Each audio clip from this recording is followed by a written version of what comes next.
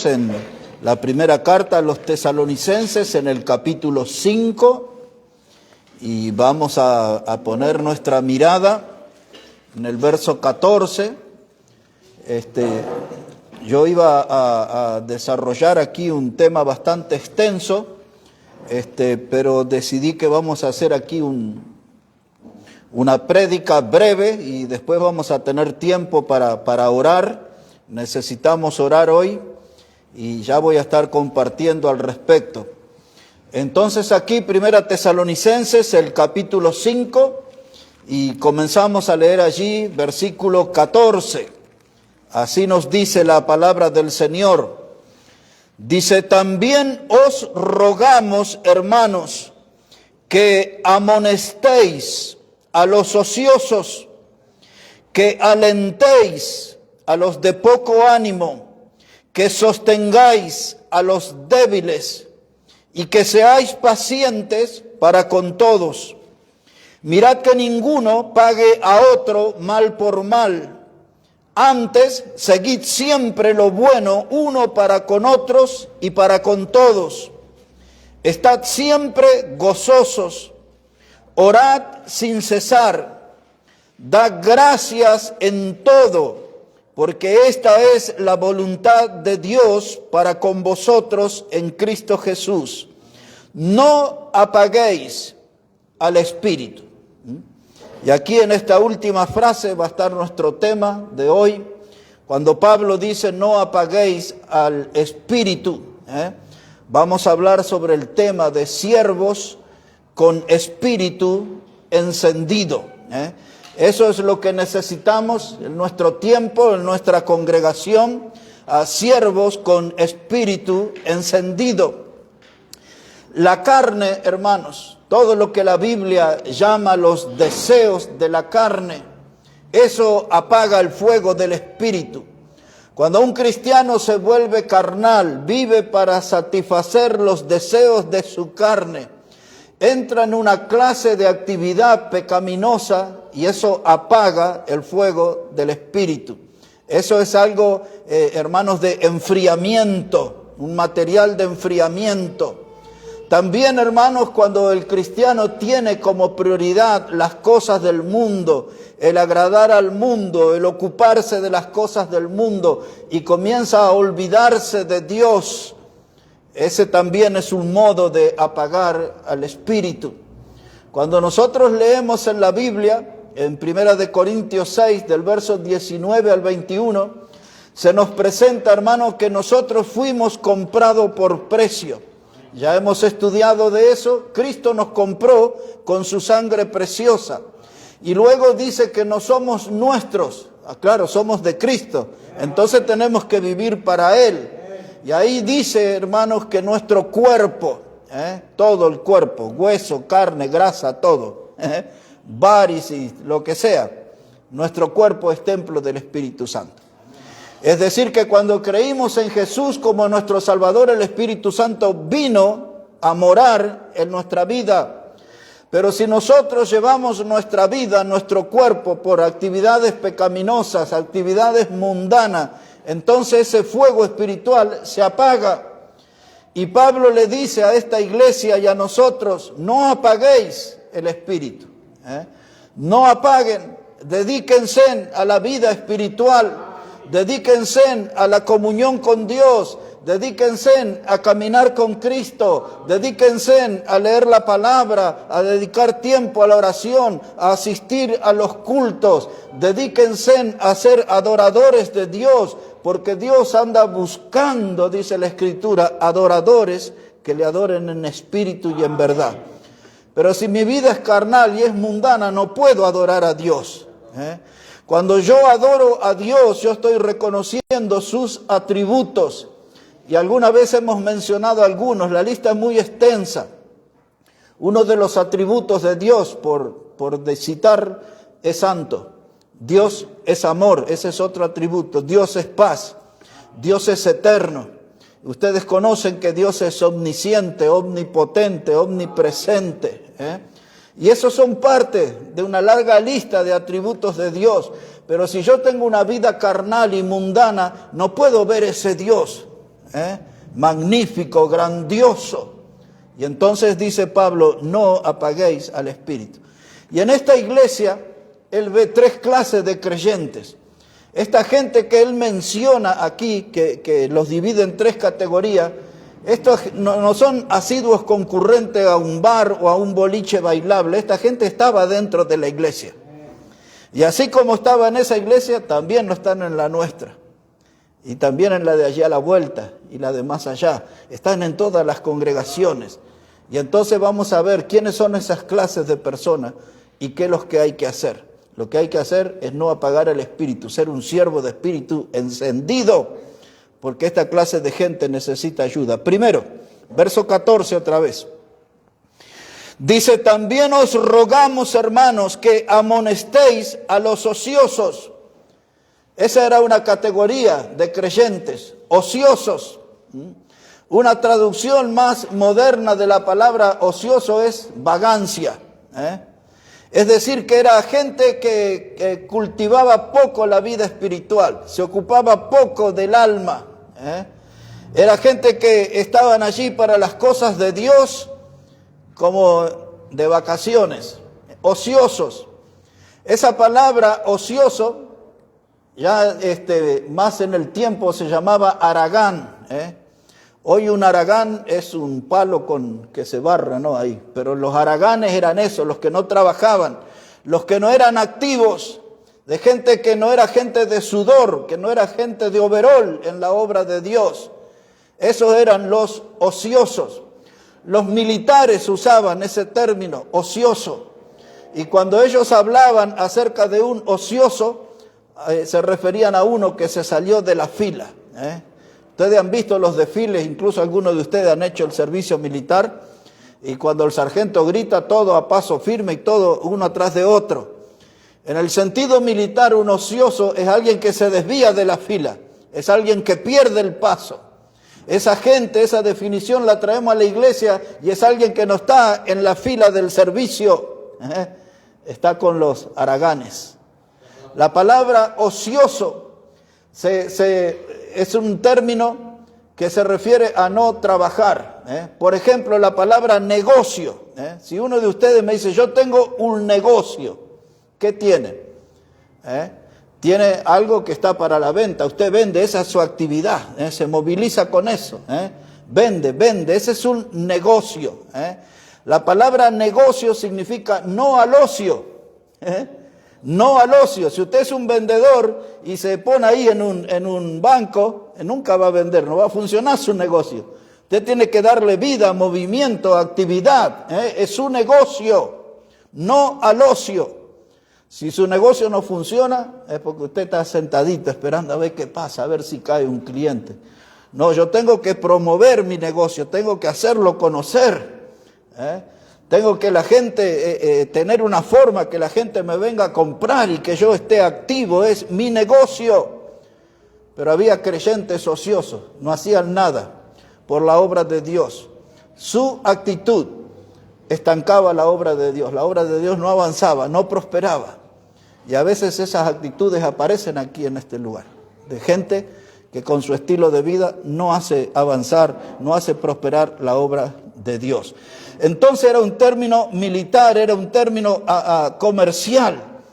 Alguien que anda con el paso equivocado, con el paso errado. Y entonces, ¿qué vamos a hacer con esa gente? Tenemos que agarrar un hombre o una mujer que está encendido en el Espíritu Santo y ese tiene que amonestarlo. Tiene que hablarle. Tiene que, no le digo que le haga como el chompira, que le dé una cachetada y lo peine, no, pero sí tiene que hablarle fuerte, animarlo, ponte las pilas, vamos, tenemos que trabajar, tenemos que hacer cosas. Entonces, ¿quién hace ese trabajo de decir eso? Lo hace el que está lleno del Espíritu.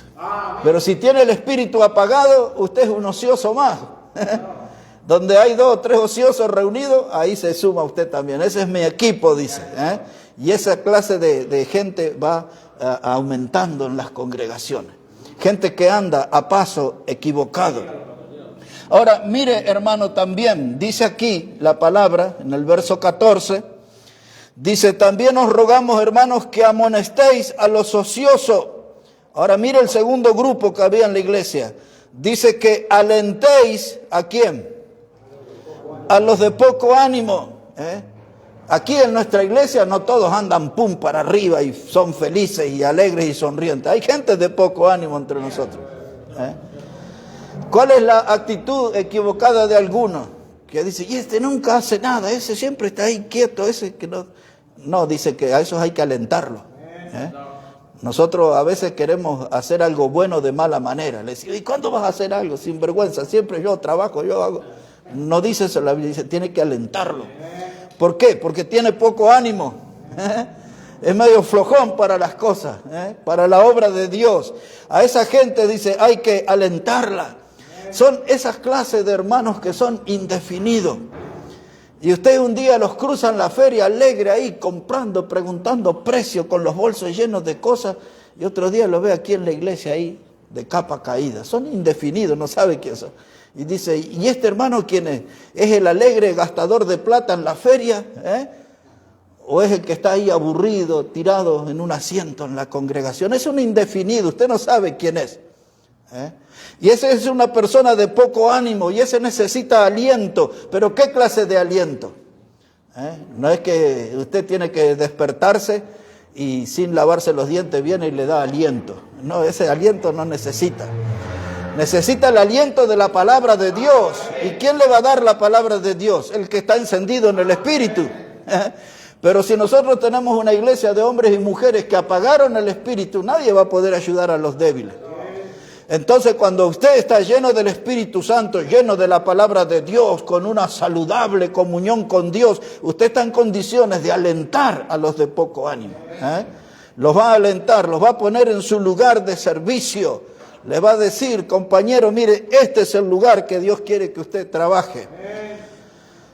Pero no es con un espíritu crítico, es con una voz de aliento. Es con aliento. Y ahí sí lo vamos a ver trabajar. Tercer grupo que había en la iglesia. Primero los ociosos. Segundo los de poco ánimo. Y después dice que sostengáis a los débiles.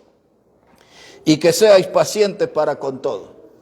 Ya más de uno y de una me ha dicho, ay, yo no, la paciencia a mí no me la pida. Ay, yo soy así, yo... Pero la Biblia dice que tenemos que ser pacientes para con todo. Tranquilo. Estas cosas no se arreglan golpeando la mesa ni gritando más fuerte que los otros. Dice, sean pacientes, vamos a tomarnos nuestro tiempo y vamos a dedicarnos a los ociosos y vamos a dedicarnos a los de poco ánimo y vamos a dedicarle un tiempito también para los débiles. ¿Quiénes son los débiles? Son los que ceden fácilmente a la tentación. En la Biblia hay una cantidad de textos en el libro de los Proverbios. Después, si ustedes quieren buscar, ponen la palabra simple. Y cuando habla de los simples, es esta gente débil. Y entre otras cosas dice, el simple todo lo cree. Usted le dice al simple, venga aquí que el domingo vamos a tener en el culto un par de astronautas de la NASA, van a venir. Ah, sí, ¿a qué hora? Y van a entrar ahí por la puerta. Él todo lo cree. Todo lo cree el simple. Esas son las personas que son débiles.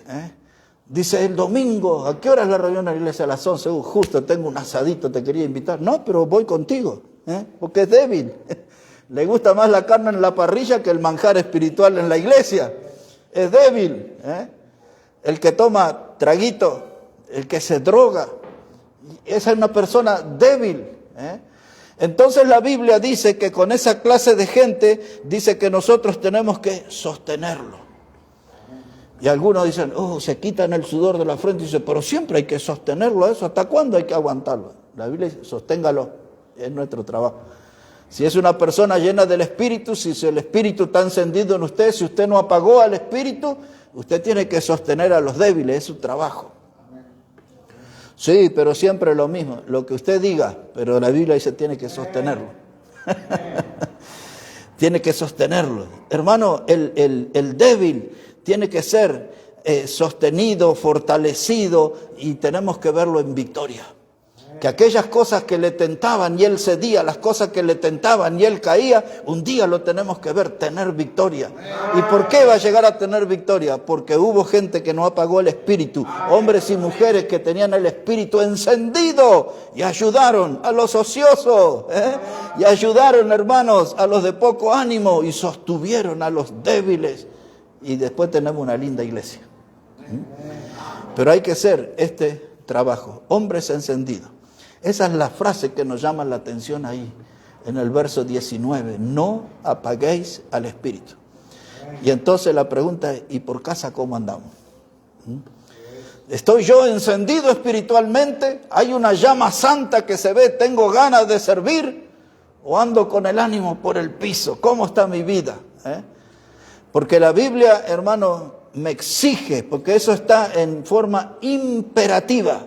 No apaguéis. No dice el texto, si a ustedes les parece, no apaguen el espíritu. No dice así, dice no, imperativo, no apaguéis. No lo hagan. Manténganse con el Espíritu Santo activo en sus vidas. No se puede apagar. En Efesios 4, hermano, habla, dice, no contristéis al Espíritu Santo. Esa palabra contristar significa no le quites el campo de acción en tu vida. Si tú eres bien carnal y le metes televisión y le metes computador y le metes celular y no agarras la Biblia, estás apagando el espíritu, lo estás contristando. Y después viene y dice, hermano, oren por mí porque ando medio débil. Bueno, deje computadora, deje un poco de celular, dedíquese a leer la Biblia, a orar, venga más seguido a las reuniones y va a estar bien. Va a estar bien. Así como el médico le da la receta, acá la Biblia nos da la receta también. No debemos contristar al Espíritu Santo. Ustedes han oído hablar mucho del imperialismo y esas cosas. Y hay el imperio de la carne. El imperio de la carne. Hay un dictador sobre nuestra vida que se llama la carne. Y yo quería venir a la iglesia, pero me entró unas ganas de tomar una Coca-Cola y me fui y me encontré con el vecino y con y me quedé y no vine a la reunión, ¿no? Y hermano, siempre la carne. Y justo que venía para la iglesia, venían los muchachos, iban al partido, me dijeron vamos, y me fui con ellos, hace tiempo que no los veía. Y escuchamos cada cosa, hermano, la carne, el imperio de la carne. Pero la Biblia enseña, hermano, que nosotros, hermanos, tenemos que ser llenos del Espíritu Santo. El Espíritu Santo debe dominar nuestra vida. Hay un ejemplo que ustedes recordarán de Efesios capítulo 5, donde Pablo le dice a los hermanos allí, dice, no os embriaguéis con vino, en lo cual hay disolución. Y después, ¿cómo le dice? Antes, sed lleno del Espíritu Santo. ¿Quién gobierna tu vida? En ese caso, ¿el vino o el Espíritu? La carne nuestra, hermano, muchas veces impone sus deseos, sus caprichos. Mi carne quiere esto, pero Dios quiere otra cosa para nosotros. Y entonces a veces nosotros cedemos al imperio de la carne y la carne domina nuestra vida y por eso no hacemos nada para Dios, porque Dios no usa creyentes carnales. Es así de simple la cosa.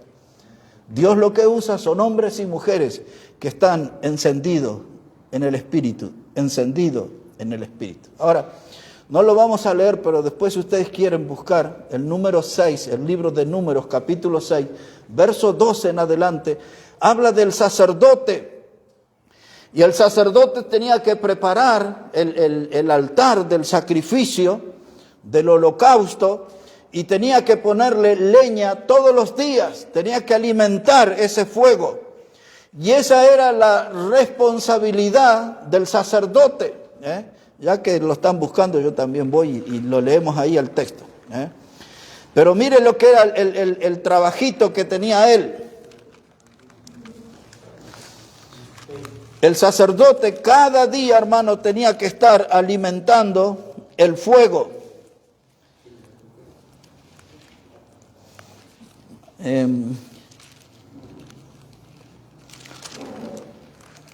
A ver, no, ese es el texto, hermano.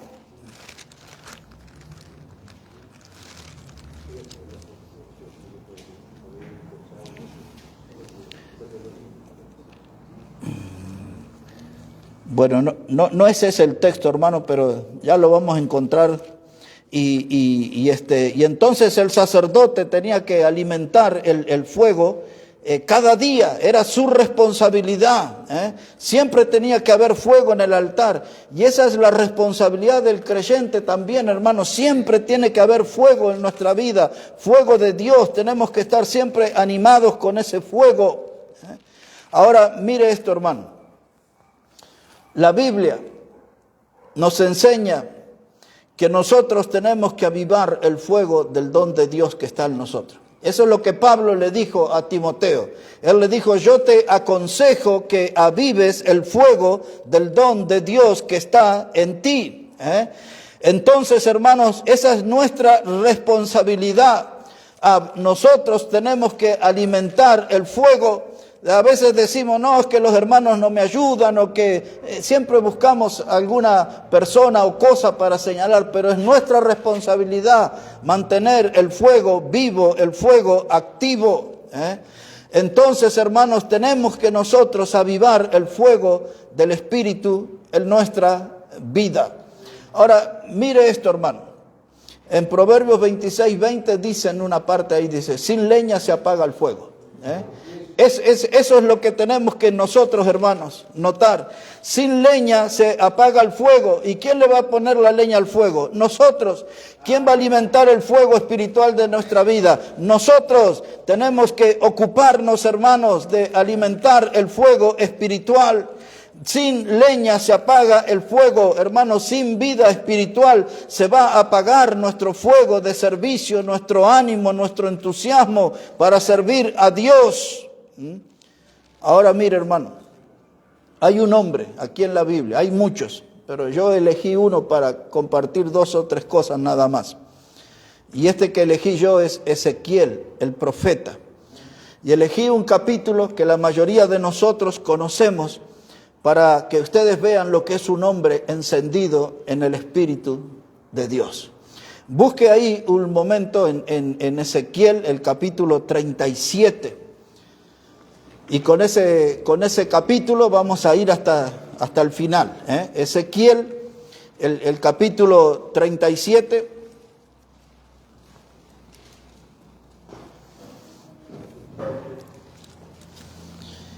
Y voy a pedir a algunos de los hermanos si puede leer los primeros 3 versículos de Ezequiel, el capítulo 37. ¿Quién se va a animar a leer los primeros versículos de este libro de Ezequiel, el capítulo 37? La mano de Jehová vino sobre mí y me llevó en el espíritu de Jehová y me puso en medio de un valle que estaba lleno de huesos y me hizo pasar cerca de ellos por todo el derredor, y he aquí que eran muchísimos sobre la faz del campo y por cierto secos en gran manera. Y me dijo, hijo de hombre, ¿vivirán estos huesos? Y dije, Señor Jehová, tú lo sabes. Muy bien, mientras le doy esta explicación, les digo, el texto que no encontramos, que yo les dije, Números 6:12, es Levítico 6:12, en adelante, ahí habla como el sacerdote. No era Números como cité, sino era el libro de Levítico, capítulo 6, verso 12 en adelante. Ahí es donde explica que el sacerdote pone leña cada día como una figura de lo que debemos hacer nosotros en nuestra vida espiritual. Acá en Ezequiel 37, verso 1, mire lo que dice este hombre que estaba encendido en el Espíritu. ¿Por qué? ¿Cómo fue? Dice, la mano de Jehová vino sobre mí y me llevó en el Espíritu de Jehová.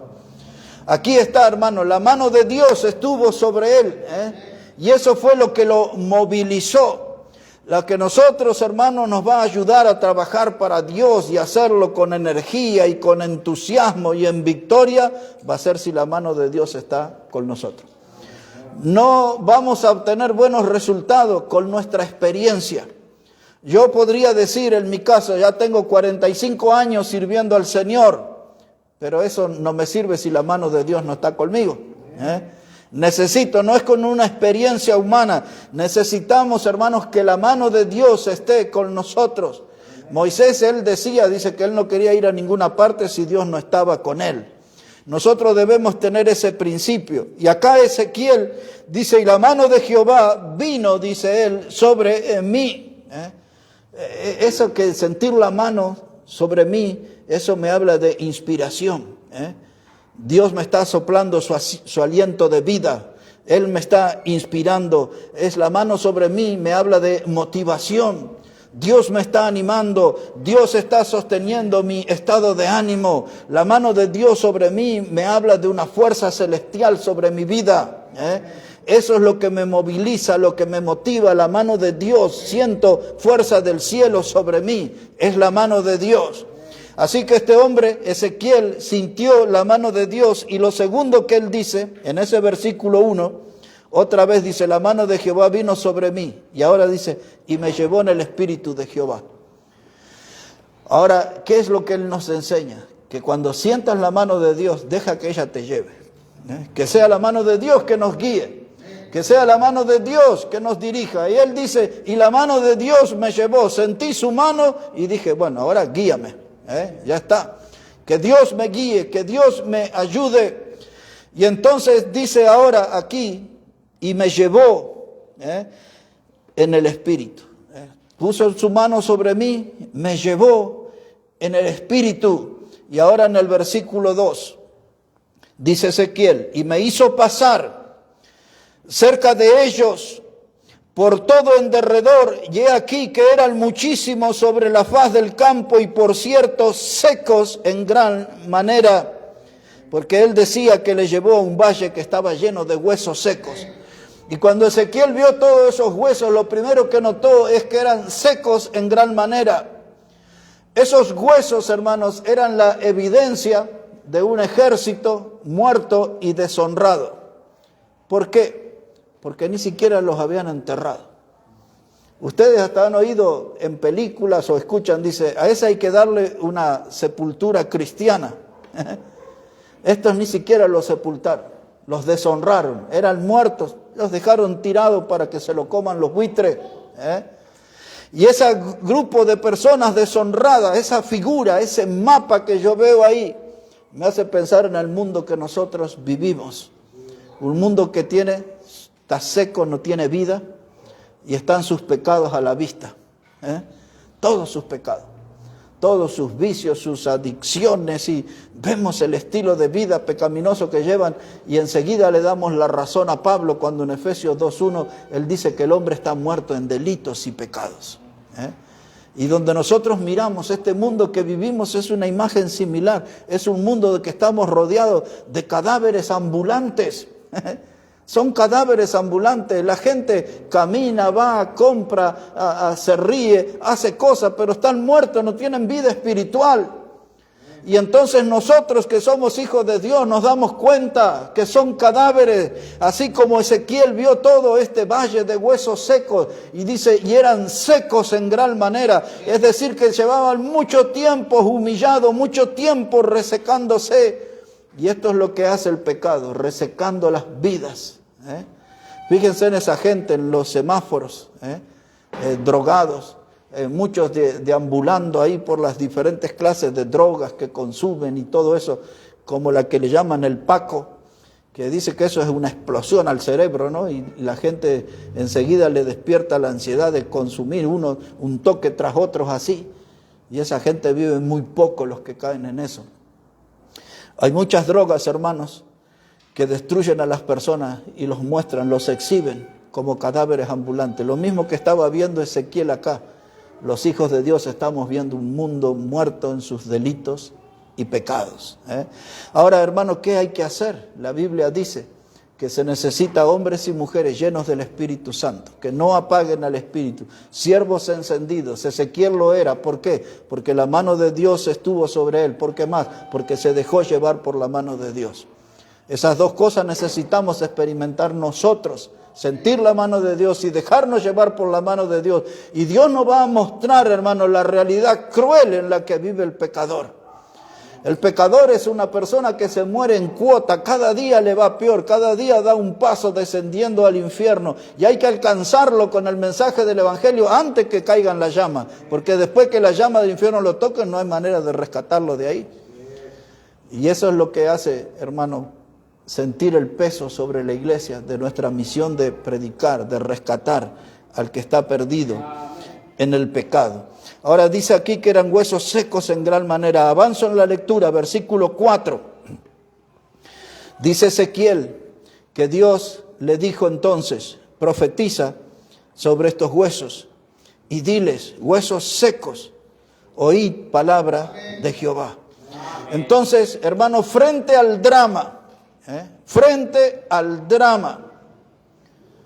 yo tengo que profetizar. Esto es predicar, no es adivinarle el futuro, es predicarle la palabra de Dios. Entonces, si yo estoy con una persona, ¿no?, y me dice que es un adicto al tabaco, a la nicotina, al cigarrillo, y yo empiezo a darle toda una clase. Usted sabe que si fuma 20 cigarrillos es como si tomara 1 litro de alquitrán de la calle, es el equivalente a eso. Usted sabe que de acuerdo a lo que enseñan los médicos, el que fuma un cigarrillo de eso vive un promedio de 7 minutos menos. ¿Y qué le sirve todo eso?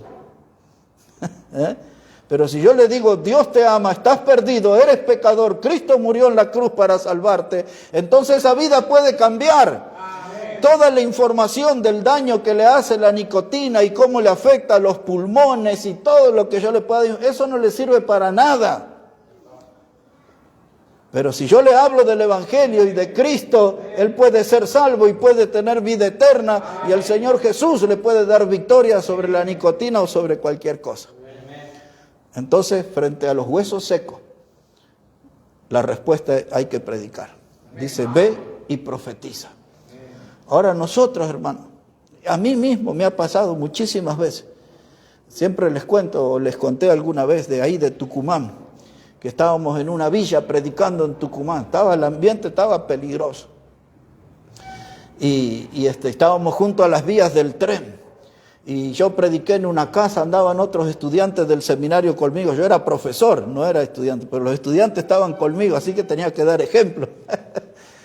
Y entonces mientras íbamos predicando, y ahí veo del otro lado de la vía, a una distancia, ahí a la cocina, así a esta distancia, veo un grupo de 13 personas que estaban allá, todos borrachos, drogados, todo eso. Cuando yo vi eso, me hice el distraído y salió la señora. ¿Cómo está, señora? Somos de la iglesia bautista, tal. Me presenté, salieron los niños, le toqué la cabeza a los niños, hablamos con ellos, y entonces me hice el distraído. La señora creyó en Cristo. Y cuando quería seguir, una de esas voces ronca me dice, ¿y a nosotros no nos predica? ¿No?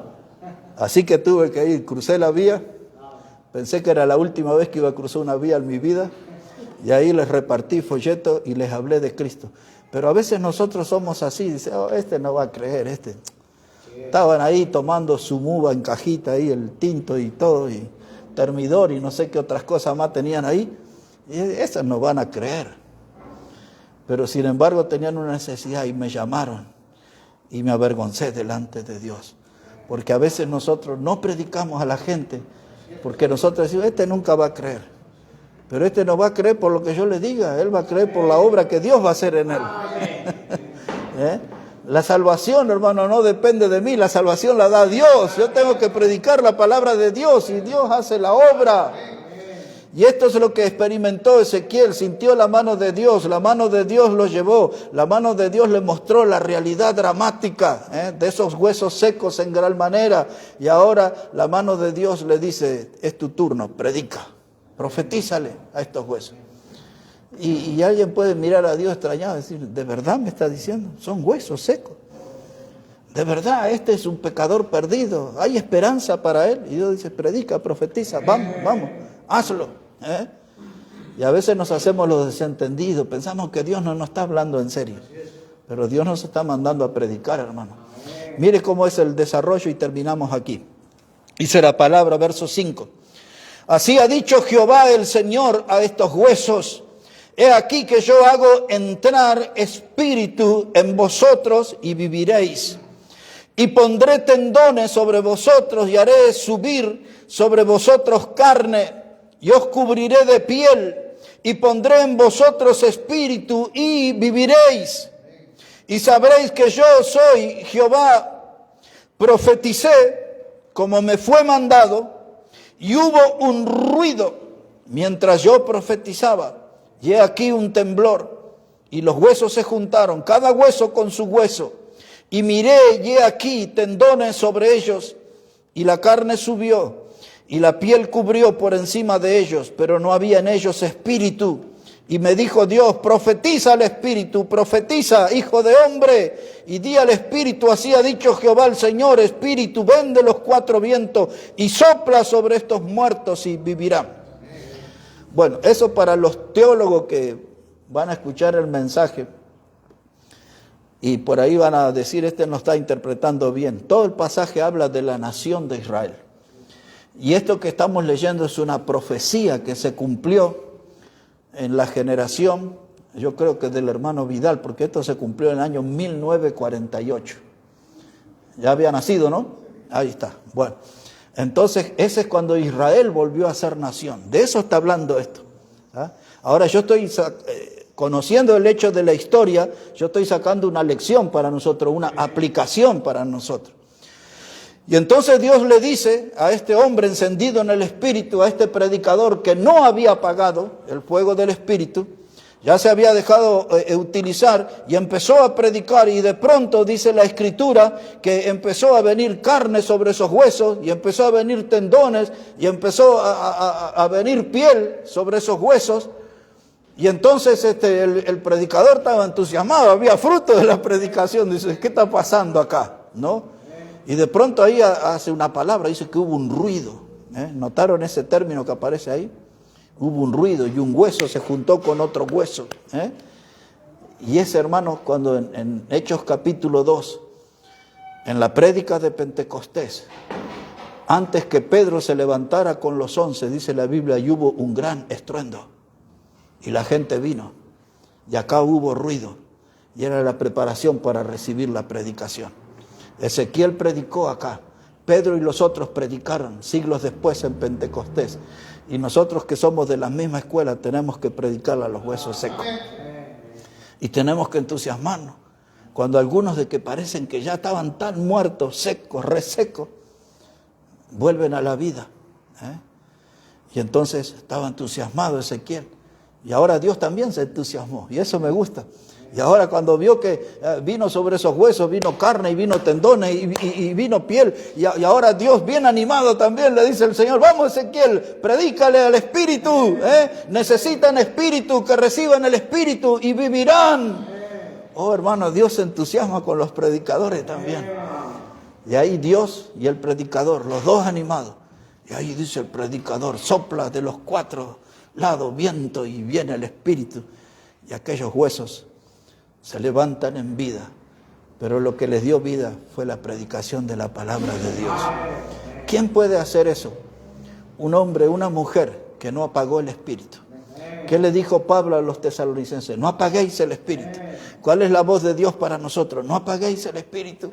No le den lugar al mundo, no le den lugar a los deseos de las carnes. Vivan la vida espiritual, vivan, hermanos, llenos del Espíritu Santo. No apaguen el Espíritu y vamos a ser usados por Dios.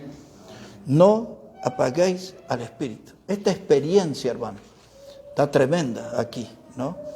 Y nosotros podríamos tener esa experiencia. Dice el Evangelio de Juan, el capítulo 5, verso 24, dice Jesús, de cierto os digo, que el que cree en mi palabra tiene vida eterna. Y dice, y no vendrá condenación, mas ha pasado de muerte a vida. ¿Qué es lo que pasa a una persona de muerte a vida? El mensaje del Evangelio. ¿Qué es lo que le da vida a los huesos muertos? La predicación de la palabra de Dios. Es la única esperanza. Tuvimos nosotros aquí al hermano Ezequiel predicándonos el fin de semana. Su iglesia, cuando estábamos en la formación y planeando esa iglesia, empezaron a rondar los nombres. Y uno dijo, vamos a ponerle Jesucristo es la única esperanza.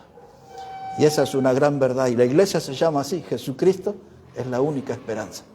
Y eso nosotros debemos tomar conciencia, que para este mundo perdido, que son cadáveres ambulantes, huesos secos en gran manera, la solución para su drama es que Jesucristo es su única esperanza.